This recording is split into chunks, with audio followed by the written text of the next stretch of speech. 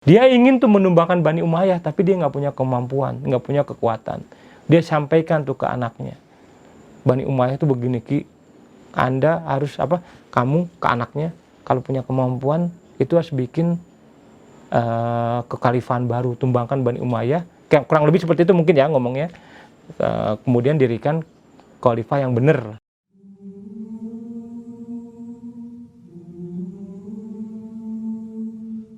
Ya teman-teman mungkin masih ingat ya, di Cililin itu rumahnya kecil. Kita mau bangun yang besar itu nggak punya lahan. Akhirnya alhamdulillahnya itu ada kepala desa itu jual lahan.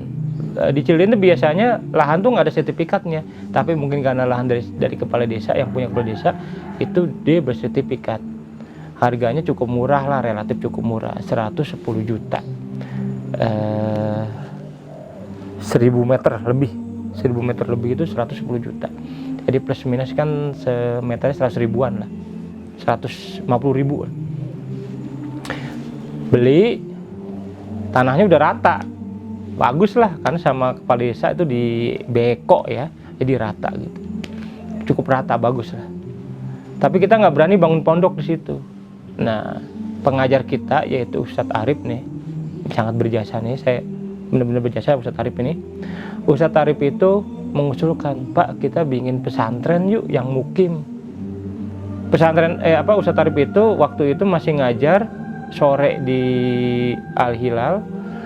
Kalau pagi dan siang dan malam, pagi, siang dan malam itu ngajar di tempat lain. Saya bilang, Ustadz, saya bisa mungkin maksain bangun bisa ya. Tapi yang ngelola siapa? Ustadz Arif menawarkan diri, Pak, saya berani ngelola, Pak. Antum nanti tinggal di sana loh. Iya, saya berani, Pak. Akhirnya Ustadz Arif ini komitmen ya, karena kalau misalnya kita bangun nggak ada yang ngelola, saya nggak bisa ya. Akhirnya bismillah, sekali lagi dari keuntungan Jabal itu, ya Allah, ini beruntung ya teman-teman yang beli Quran Jabal, itu kita mampu beli tanah kurang lebih sekitar 1.400, saya lupa, 1.200 sampai 1.400 meter, seharga 110 juta, plus kita ini bangun. Nah, ketika proses bangun itu mulai ada yang nyumbang tuh. Jadi selain dari keuntungan Jabal, jadi mulai banyak yang nyumbang, jadi separuh-separuh lah untuk pembangunan itu. Seingat saya itu karena diawasi langsung sama bapak saya, tidak pakai kontraktor, diirit-irit lah, 600 juta biaya pembangunannya. Dicatat semuanya tuh sama bapak saya, itu uang pengeluarannya 600 juta. Tapi prediksi saya sih mungkin sebenarnya ada 100 juta yang nggak kecatat. Jadi maksudnya nggak catat begini, beli besi nggak usah pakai uang Al Hilal lah, uang pribadi gitu. Nah, kurang lebih sekitar 700 juta lah pembangunan. Jadi 700 juta, separuhnya dari uang sumbangan, separuhnya dari keuntungan Jabar. Jadilah pondok itu. Saya Tarif tuh yang mimpin itu. Nah, saya masih was-was. Saya bilang ke Pak Iwan sama Kang Supri tinggal di sana deh. Kang Supri mau tinggal di Al Hilal, di pesantren Al Hilal yang udah jadi itu, bangunannya udah jadi. Mas Iwan atau Pak Iwan ngantornya selama setahun di sana.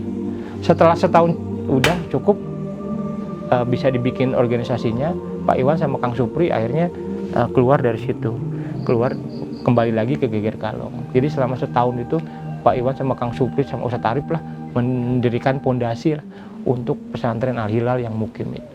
Mulai itulah kita mukim, pesantren mukim Ikhwan ya. Sekarang wah kayaknya enak nih, kita memperluas lahan. Kita beli lahan sekitarnya, harganya naiknya 4 kali lipat. Ya Allah, gara-gara kita beli itu, daerah itu sepi dulu, itu sepi banget lah daerah itu, daerah belakang pasar itu sepi banget. Saya pernah waktu kecil lewat situ aja ketakutan saya, itu benar-benar sepi, daerah sepi banget. Tapi udah ada jalan, walaupun nggak bagus tapi ada jalan buat mobil bisa, tapi sepi banget. Harga naik jadi 4 kali lipat. Kita beli sebelah kanannya, wah mahal banget, tapi kita beli karena butuh ya. Terus beli yang kedua ini harganya 4 kali lipat, tapi beli yang kedua, ketiga, keempat kita beli terus nyampe itu harganya kurang lebih 2 kali lipat aja dari harga yang pertama. Yang kedua aja nih, karena tanahnya pas samping banget. Semuanya takdir Allah ya. Di samping, berarti samping kanan ya, samping kanan pondok itu ada sawah. Kayaknya kita pengen belilah, tapi ahli warisnya ada 7 orang, itu 2 orang nolak dijual, 5 orang mau jual. Ya udahlah, kita pasrah aja. Selama bertahun-tahun kita nggak bisa beli sawah itu. Alhamdulillahnya tahun 2018 bisa kita beli. 7 orang itu mau tanda tangan dengan harga lebih murah daripada yang kita tawarkan. Jadi dulu kita pernah nawar dengan harga lebih mahal, tapi mereka nggak mau. Ya udah. Pas lagi mereka butuh duit kayaknya, nawarin ke kita, ya tawar murah aja. Dapatlah harga murah. Sehingga kurang lebih sekitar 6.000 meter kita punya lahan di sana. Alhamdulillah ya, punya 6.000 meter. Saya sih berharap bisa 1 hektar nanti sedikit-sedikit. Tanah udah mulai mahal di situ karena udah tahu itu. Dulu di sana itu paling mahal 1 meter itu paling mahal. 1 meter itu 50.000. Sekarang itu kita beli itu 1 meter kurang lebih sekitar 300.000. Berapa? 6 kalinya ya? Ya Allah. Ya, tapi nggak apa-apa. Emang gara-gara ada pondok gitu. Ya, oke. Akhirnya selama bertahun-tahun itu teman-teman itu menyarankan, Pak Hendra, kita daftar kok jadi lembaga ambil zakat gitu. Tapi saya rada-rada nolak gitu. Enggak lah, kita nggak mau minta-minta. Oh, kita bukan minta-minta, kata teman-teman yang lain. Pokoknya saya prinsip begitu, kita nggak mau minta-minta. Kalau ada yang nyumbang kita terima, tapi nggak mau minta-minta, itu prinsip. Dan sampai sekarang masih prinsip.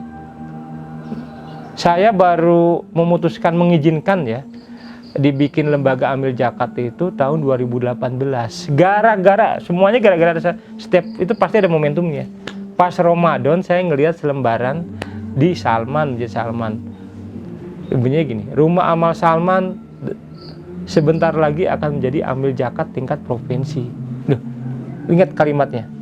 Rumah Amal Salman sebentar lagi akan menjadi lembaga ambil zakat tingkat provinsi. Sebentar lagi. Berarti belum. Belum ya? Kok belum? Sebesar ini belum. Ya udah. Saya beritahu ke Pak Iwan, kita bikin lembaga ambil zakat. Cari kenalan kita di Basnas siapa aja. Ada beberapa teman kita di Basnas, kita kontak, mereka cerita prosedurnya, kita maju aja dengan berbagai macam lika-liku,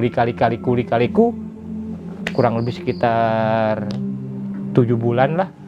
Kita proses, kerja keras, memenuhi aturan Basnas, disurvei beberapa kali, akhirnya kita bulan Maret itu 2019 resmi menjadi lembaga ambil zakat tingkat provinsi. Kalah Salman. Lembaga ambil zakat provinsi di Jawa Barat itu cuma ada 3, kita yang ketiga. Sinergi Foundation tahu ya, dan yang kedua saya lupa, dan yang ketiga adalah Al Hilal. Malah yang Salman belum gitu. Sampai saat ini yang saya tahu begitu ya. Nah, jadi kita jadi lembaga ambil zakat resmi tingkat provinsi. Kemudian ya sekalian aja lah jadi lembaga badan wakaf. Kita daftar ke badan wakaf. Saya lupa, kalau nggak salah akhir 2019 ya, Desember mungkin, November. Oh November. Oh Desember ya, Desember kita ngurusnya dari bulan Maret, dari bulan Februari kita ngurus. Bulan Desember pas wakaf itu kita nggak resmi menjadi lembaga yang berhak jadi najir wakaf uang tunai. Jadi kita resmi menjadi lembaga yang resmi diresmikan oleh pemerintah, ditunjuk oleh pemerintah, disahkan oleh pemerintah menjadi lembaga namanya najir wakaf uang tunai. Lembaga najir wakaf tunai uang. Lembaga najir uang, maaf ya. Sehingga kita berhak untuk menerima wakaf uang. Sekarang udah mulai nih, kita udah ngurus izin lembaga sosial, kita di Departemen Sosial udah ada, Departemen Hukum HAM udah ada, di Departemen Agama udah ada. Yang sekarang kita lagi urus ternyata makan waktu yang nggak mudah. Nih teman-teman mungkin kalau tahu caranya bagaimana nih ngurus di pesantren, izin pesantren. ternyata ada lika-likunya nih, kita perlu hablum minanas juga nih. Jadi kita lagi ngurus izin pesantren. Masih udah lama tapi belum selesai, tapi kita terus aja urus terus. Nah, kira-kira gitulah ceritanya. Ini mungkin maju mundur cerita saya dari 2002, kemudian 2006, 2008, 2009, 2011, 2012, kemudian 2013, 2019 kita resmi jadi lembaga amil zakat dan wakaf. Nah, kita tahun 2002 nih bagaimana? Tiga pesantren ini akan tetap dipertahankan. Ada ide juga sih, apa kita bikin pesantren putri ya? Lah, ada kepikiran seperti itu gitu. Saya nggak mau maksakan lah. Kalau ada uang kita kerjakan, kalau nggak ada ya udah nggak usah maksain.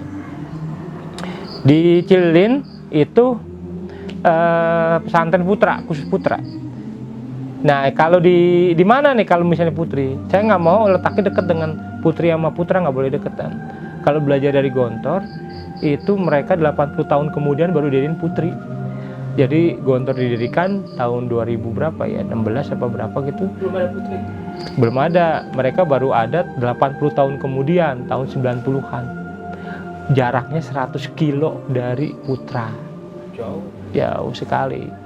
Perlu 80 tahun kemudian kiai-kiai Gontor memutuskan bikin putri. Walaupun didesak sama banyak orang, mereka bertahan. Putri lebih berat. Bikin pesantren putri lebih berat. Nah, makanya saya juga waspada ini, apakah bikin pesantren putri apa enggak gitu.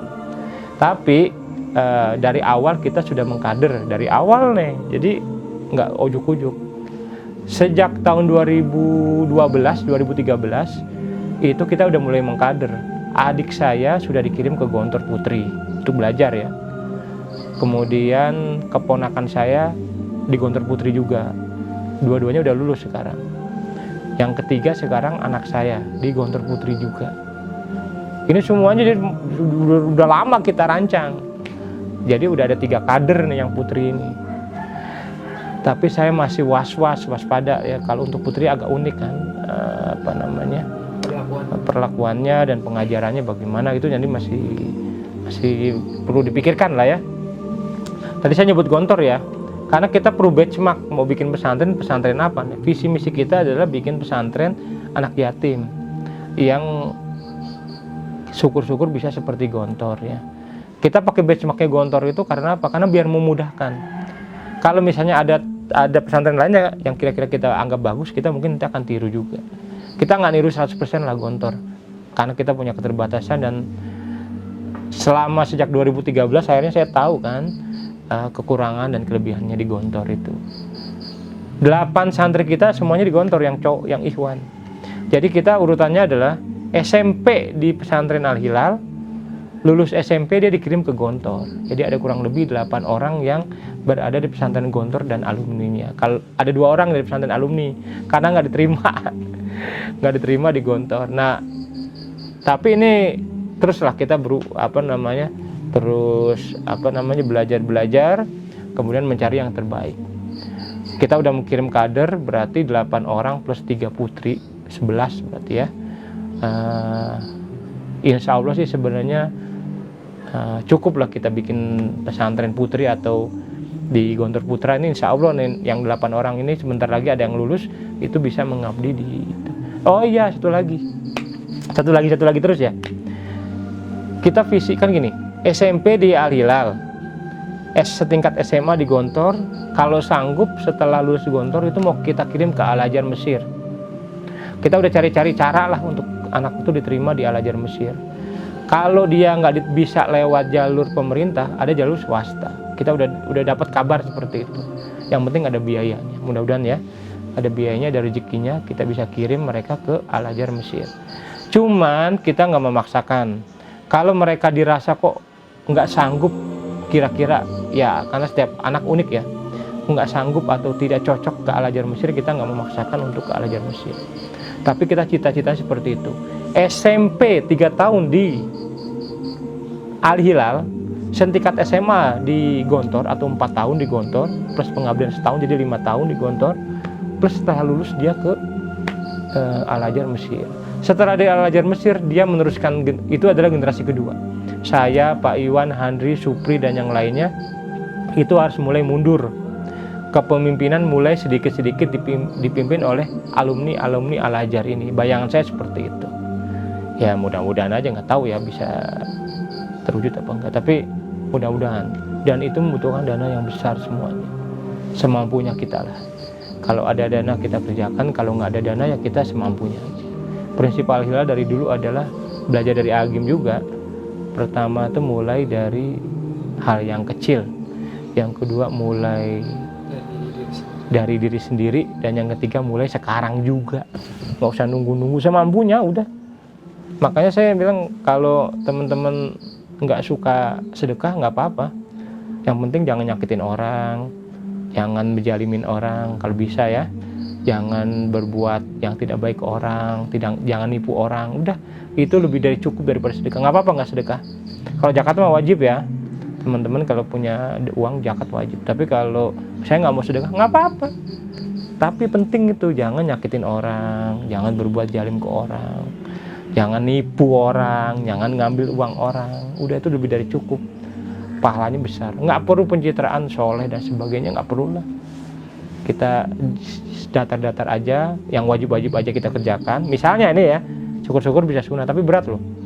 Istiqomah sunnah itu berat. Kalau masih muda mungkin masih kuat. Tapi kalau sunnah itu berat banget kita kerjakan. Ya kok jadi merembet ke sana kemari ya. Ini cerita tentang sejarah Al-Hilal ya. Begitulah kira-kira semuanya. Alhamdulillah sekarang yang tercatat ada 365 santri yang tercatat. Sekitar 250 santri tahfidz, 60 anak yatim, 50 anak yatim, 30 yang mukim, dan 8 yang di luar pesantren yang lagi dibiayai oleh Al-Hilal. Jadi kurang lebih sekitar 365 santri, 3 pondok. Yang mukim baru 30. Karena memang kapasitas kita. Sekarang kita lagi bangun masjid. Saya kesenangan nih bangun masjid nih. Ya, kalau mudah-mudahan 2021 selesai, bisa 2021 ya, paling lambat tuh selesai. Setelah itu kalau bisa jangan putus kita bangun masjid lagi gitu. Mungkin begitu aja, saya panjang lebar nih. Wah, masih banyak lagi sebenarnya yang terlewat, tapi ya sementara teman-teman ini itu dulu. Nanti kita bisa cerita lagi lah. Terima kasih semuanya ya udah mau menonton tayangan video ini, mungkin di YouTube atau di sosial media. Nanti insya Allah akan dipotong mungkin beberapa bagian biar nggak bosen. Begitulah sejarah Al-Hilal. Terima kasih ya mau mendengarkan semuanya. Semoga kita bisa ketemu lagi di lain waktu. Wassalamualaikum warahmatullahi wabarakatuh.